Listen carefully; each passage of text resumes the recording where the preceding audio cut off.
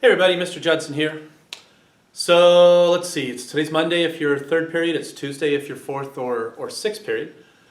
And all we're doing today is just watching a video. And so we'll talk about a couple more things with functions, and I'll get you guys going on a homework assignment. All right? So we're going to see some questions today that will look like this. They're going to give us a function, f of x equals 12 minus x squared over 5. And what they're going to ask us to do is to find all values for which f of x equals 0. Find all values for which f of x equals 0. You know, sometimes people look at questions like this and the wording confuses them, like they get stuck. And for me, when I was in school, the moment I looked at this, I was like, okay. Because I take things exactly the way they're said. F of x equals 0, that means put a 0 right there.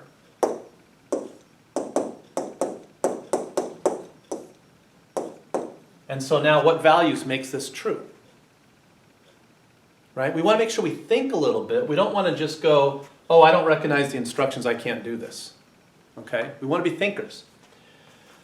So really what they're saying is solve this equation. Find out what x values will make this true.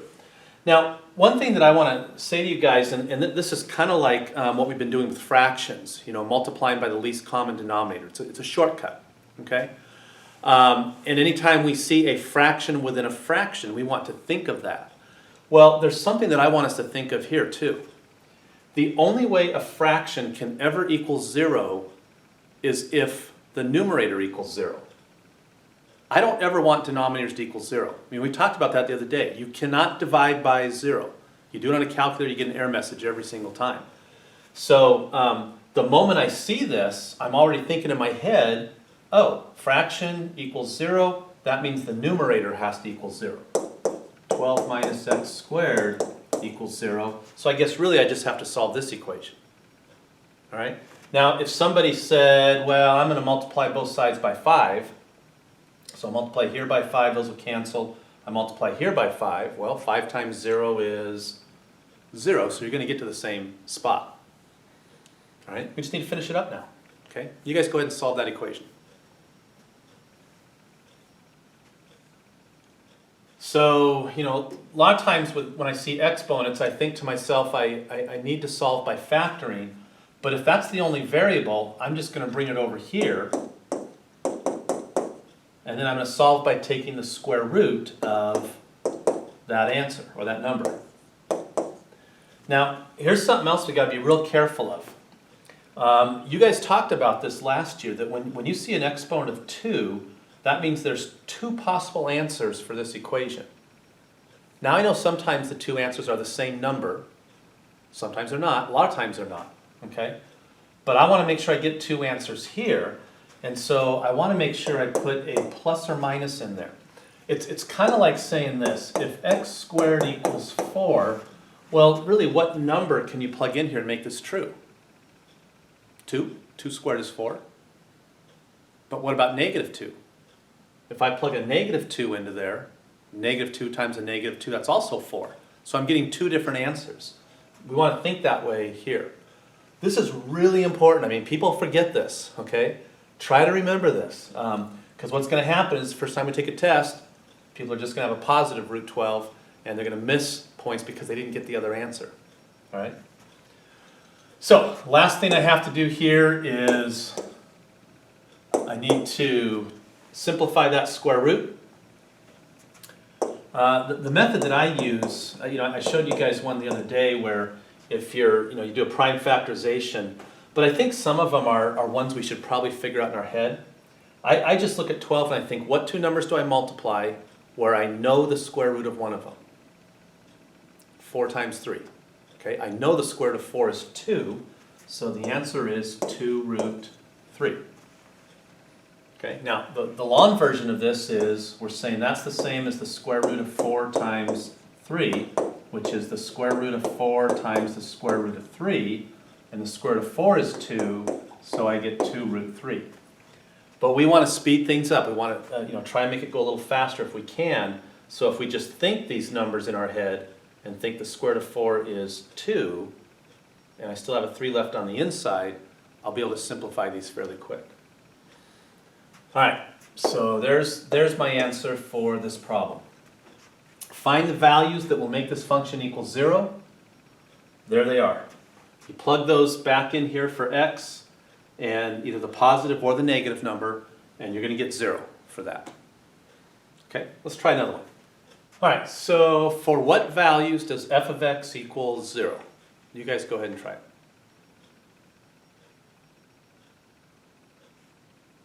All right, so I want to find the x values that would make this equal 0, which means I'm going to say x squared minus 3x minus 28 equals 0.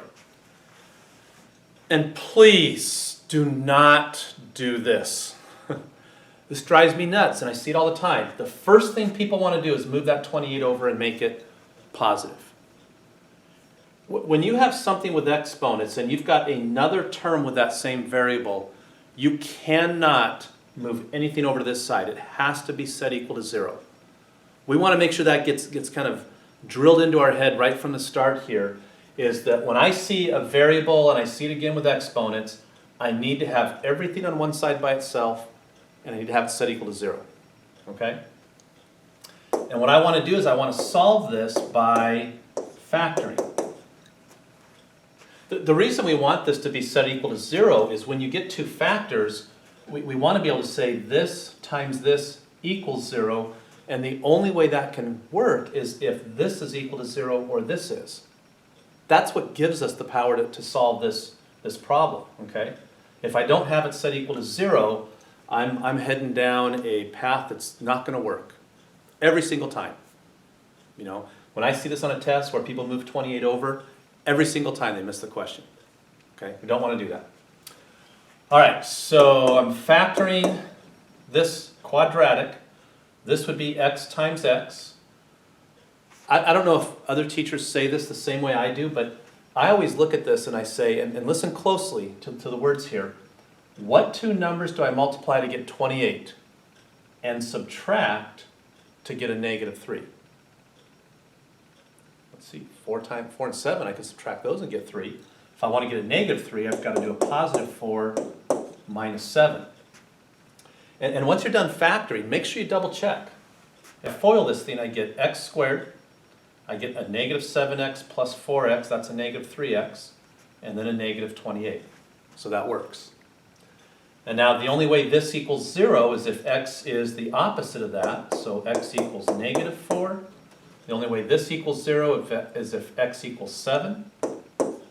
And there are my two solutions. Remember, exponent of 2, I need to find two answers. There they are. Okay? Let's try one more. All right, so for what values does this function equal 0? My guess is if we have to factor this, we're probably going to struggle. Some of you may be the kind of person you're going to work at it till you get it, and you're going to figure it out. That's a good thing. There is one thing you guys learned last year. I guess in a normal year you would have learned it. I'm not sure what happened in your Algebra 3-4 classes with the whole COVID thing, but synthetic division is a way that you could factor this, if you remember that. I'm going to do it slightly different. Okay, I'm going to go ahead and work through this because I think if I give you a chance to do it, most people are going to be, go ahead, Judson. So I'm going to factor it this way. Let me write it down first. X cubed minus x squared minus 4x plus 4 equals 0. And there's a method to factoring. When you have 4 terms, it's called factoring by grouping. You look at that group of terms first and this group of terms, and you ask yourself, what could I factor out of both of these? And I could get an x squared out of each of those. I'll be left with x minus 1. If I distribute back, I would get x cubed minus x squared. Okay? And then I want to factor something out of here that produces the exact same set of parentheses. It's got to be the same, otherwise this doesn't work. So if I factor a negative 4 out, I'd be left with x minus 1. And again, let's check it. If I distribute this, I'd get a negative 4x. Negative times a negative would be a positive 4. So that works. Still equal to 0. And so now what I'm going to do is I'm going to look at this as if this is one term and this is the other term. I'm even going to put some brackets here to help see what happens. And I want to ask myself, what is the same in both of these terms? And what's the same as that group of parentheses, right? X minus 1. What I want to do is I want to factor it out. So I'm going to bring the x minus 1 out here. And what I'm left, here's my green parentheses. I'm left with, when I take this away, I'm left with an x squared. And when I take this away, I'm left with a negative 4.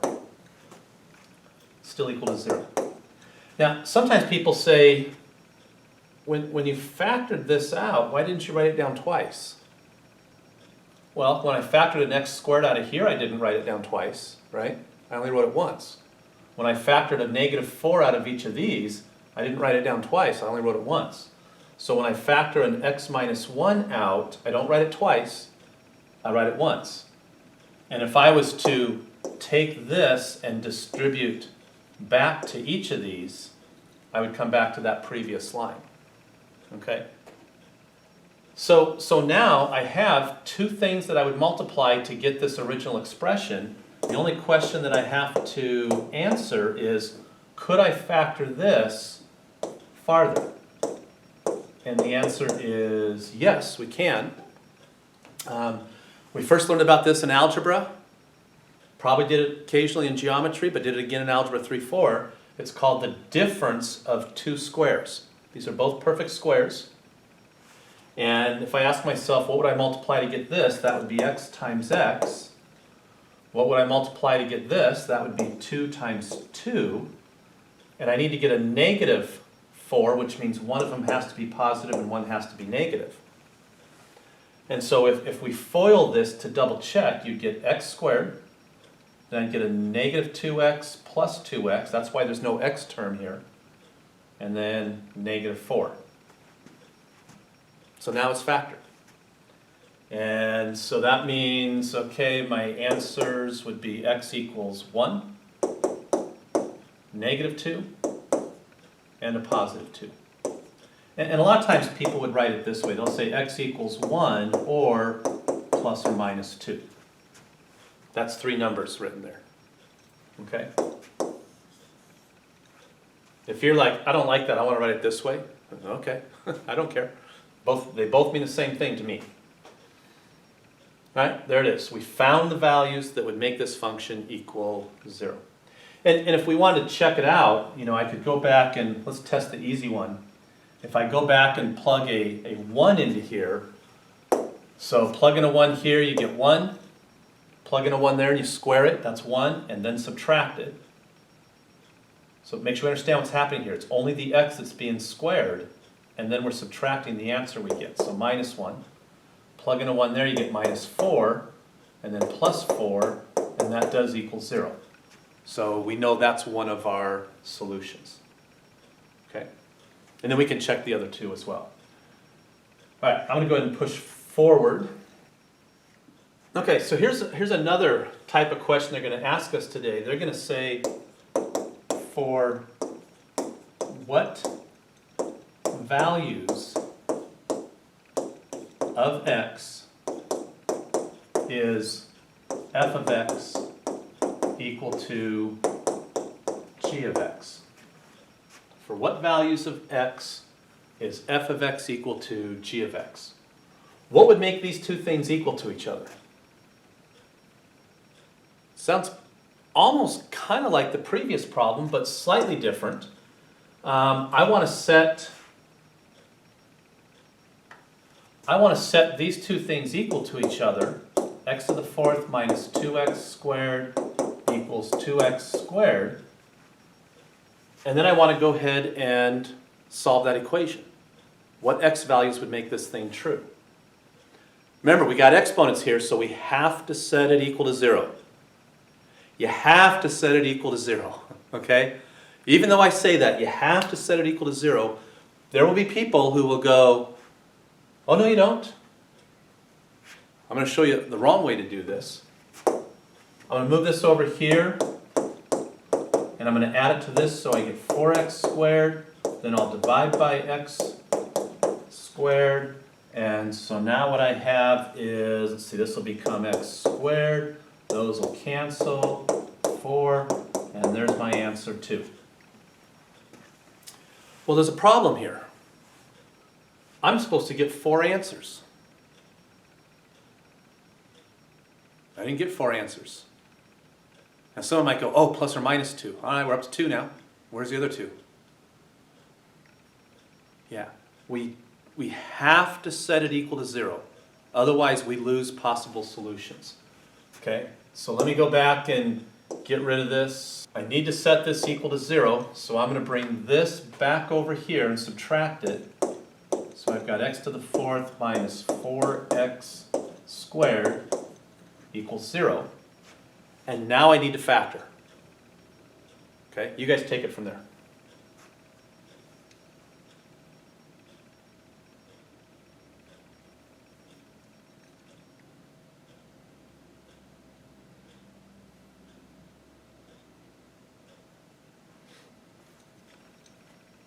All right, so I'm going to factor an x squared out of each of these first. I'll be left with x squared minus 4. And then this looks like what we just saw in the previous problem. So I've got x squared times x plus 2 times x minus 2. And this is really x times x. If I rewrite this as x times x plus 2 times x minus 2. Now I have 4 factors, which means I'm going to get 4 answers. It just turns out that these two give me the same answer.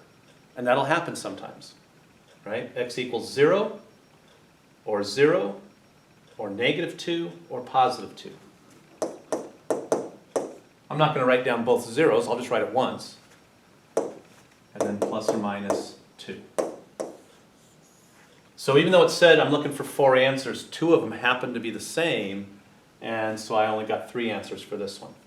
All right, let's try another one. All right, so we got one more thing we need to talk about, and that is the domain of a function. And for me as a teacher, this is one of those things that it's, I don't understand. I understand what domain is. What I don't understand is why nobody else does. The domain is the x values that you can plug into a function. Okay? So this would be x values that can be used in a function.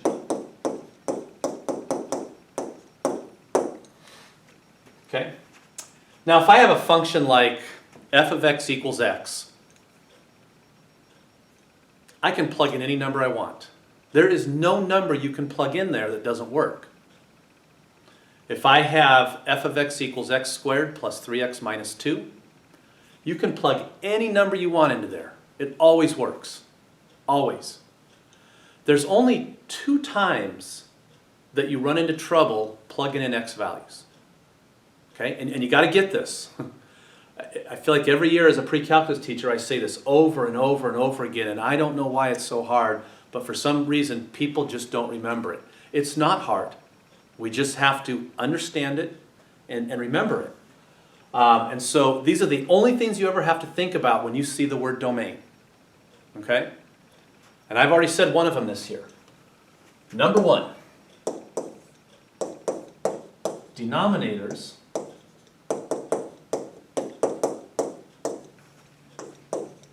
can not equal 0.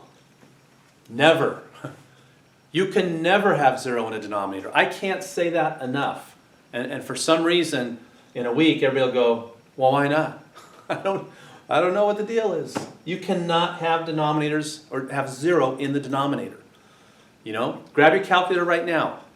5 over 0. Do 5 divided by 0 and see what happens. Do it real quick.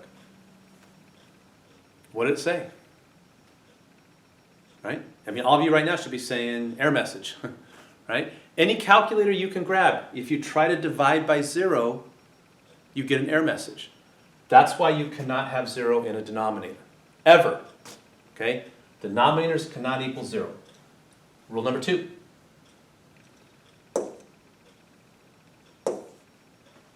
If f of x equals the square root of anything, when you see a square root, automatically your radar should go up and you should go, wait a minute. There's something about square roots I got to pay attention to. I'm just going to put u in here, okay? Just the variable u. In math, u is a variable that's used to represent any expression, okay? It can be x squared minus 2x plus 4. It can be x to the 1/2. It can be the absolute values. Whatever you want u to be, you can plug it in there. And the thing about square roots is square root, you can only take the square root of a positive number. You can't take the square root of a negative number. Let's try it real quick. Here's my calculator. I'm going to move this down here and I'm going to clear everything off. I'm going to do the square root of negative 25. I'm going to try and make this a little bit bigger. There we go. Square root of a negative 25. Oh, can't do it. You get a non-real solution. Now, some of you might remember from last year that when you take the square root of a negative number, you get I in there, 5i, which means it's imaginary, it's not really real. When we're talking about graphing things and in general, we don't deal with imaginary numbers. I've never walked down the street and started talking to somebody about imaginary numbers, ever. Computer programming uses imaginary numbers in applications, but people in general don't deal with imaginary numbers or things, I hope. If you got your imaginary friend sitting next to you right now. No, I'm kidding. So we cannot take the square root of a negative number, okay? It doesn't work. So what we're saying is if f of x equals the square root of u, so if you have a square root of something, whatever's inside there, it must be greater than or equal to 0. Notice how I didn't write a square root sign down. It's what's inside there has to be greater than or equal to 0. If it's not, that means it's negative, and we can't do the square root of a negative number. That's it. When you see the word domain, these are the only two things you have to think about. Denominators cannot equal 0, and whatever's inside a square root, it's got to be positive. Okay? It cannot be negative. All right, so we're going to see questions like this where they ask us to find the domain of each function. What's the domain of this function? It means what x values can you plug into here? Well, a lot of times I think it's easier to say, here's the ones that you can't plug in. Right? We'll just think opposite. If I tell you what you can't stick into here, then you know everything else is okay, right? So if you want to try this on your own, go ahead and hit pause and try it. But I'm just going to go ahead and work through these because usually in the beginning people kind of struggle with the whole domain issue. But if you want to try it, pause it. Okay? So when I look at this, I'm thinking of those two rules, and the very first thing I'm thinking is denominators cannot equal 0. Okay? By the way, let me talk about showing work, because I'm seeing this on homework assignments. People aren't showing the work. They're just writing down answers. And for me, I don't know where that comes from. You know, I hope it's your own work, but it could be coming from your friend. You know, they're taking a picture of their homework assignment, sending it to you, you write stuff out. So I gave some credit on our last assignment where I probably shouldn't have, but I'm not going to do that in the future. We have to show how we're getting the answer. If I back up and look at this, If you just tell me this, but I don't see all this stuff, how did you do it? Okay? I mean, we need to write this stuff out so I can see what you're thinking. That work has to be on your paper. Don't write it on another piece of paper somewhere else. Put it right in there with that problem and the answer, okay? That way I can see things and it helps me understand where you're at as a student, okay? So how do I show my work when I look at this and the first thing I think of is denominators cannot equal 0? Well, I'm just going to write that right over here. X minus 2, that's the denominator, and it cannot equal 0. Can't have 0 in the denominator. When you solve an equation like this, you solve it exactly the same way as if that was an equal sign. I'm just going to move the negative 2 to the other side. It'll become positive, and so x cannot equal 2. If you plug in a 2, this is fine, square root of 8, but divided by 0. Doesn't work. Okay, so that's our first rule. Denominators cannot equal 0. If I see a square root, then the stuff that's inside of there, x plus 6, has to be greater than or equal to 0. Move that 6 to the other side, it becomes negative, and so x has to be greater than or equal to a negative 6. There it is. I have just described all the x values that you can plug into this equation. Pick any number you want as long as it's larger than negative 6, just don't pick 2. So does that mean negative 4 works? Sure. Put a negative 4 in here, you've got the square root of 2. Put a negative 4 down here, you're going to divide by a negative 6. So square root of 2, put that in your calculator, get some decimal number, divide by negative 6, you're going to get a negative answer. That's okay. We're okay if the answer is negative, you just can't take the square root of a negative number. Okay, there it is. I've described the domain. A lot of times people will write it this way, and you might see this in the back of the book. The domain is that x equals all real numbers such that there's this line that they put there. X is greater than or equal to a negative 6, and x does not equal 2.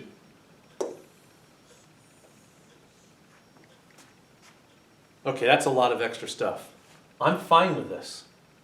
If you write this down, you understand what you're doing. I'm not worried about, can we write it the fancy mathematician way? If you want to, it's fine. There's nothing wrong with it. I'll get it. That line means such that. This R with the line through it means all real numbers. But that's what I'm going to look at right there. I'm not even going to read this stuff. Let's try the other one.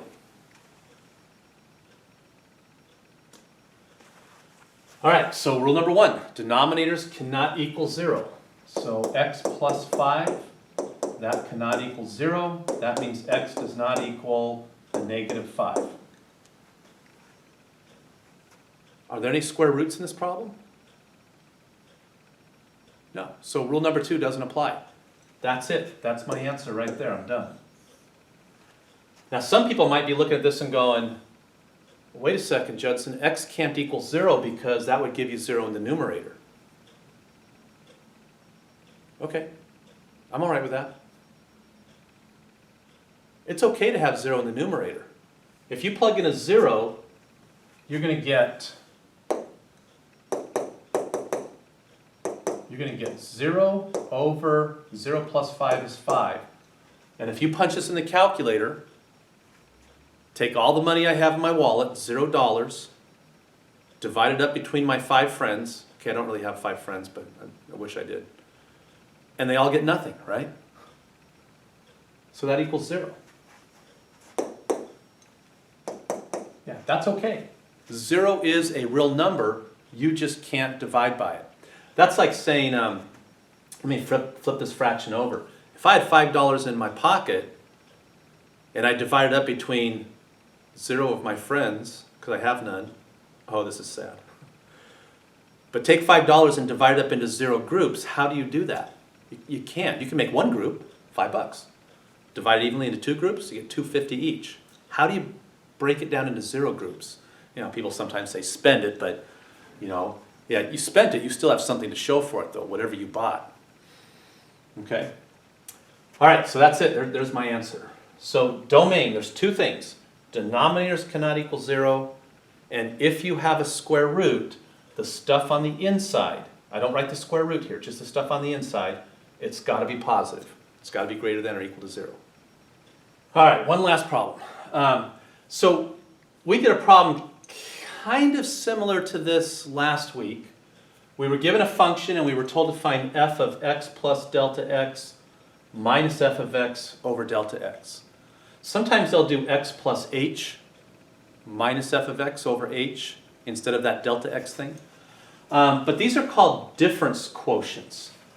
And tell you guys something right now, I'm going to say this a lot during the semester. And you would be very wise to write this down somewhere or make a note right here in your notes. I'm going to make these comments about how Central Washington loves to put this on their final. When you hear that, you should make a note, because when it comes time to study for that final, if you go back through your notes and you've got something there that highlights that, that's just like, that's a free question, all right? So this is something that's important to Central that we ought to be able to do in a pre-calculus class. So we're already preparing for that final exam that we're going to see at the end of the semester.